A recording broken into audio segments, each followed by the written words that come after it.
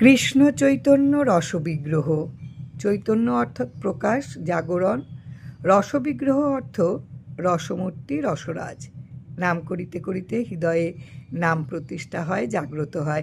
নাম করিতে করিতে নাম রস ঘনীভূত হইয়া রসরাজের মূরতি গোপাল গোবিন্দ রূপে হৃদয়ে প্রকাশিত হয়। ব্রজেন্দ্র নন্দন যখন হৃদয়ে রসরাজ রূপে প্রকাশিত হন, তখন হৃদয়ে কৃষ্ণ প্রেম রসের প্লাবন হয়।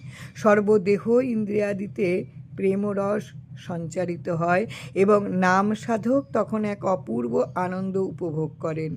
চক্ষু কেবল কৃষ্ণরূপ গুরুরূপ দেখিতে পায়।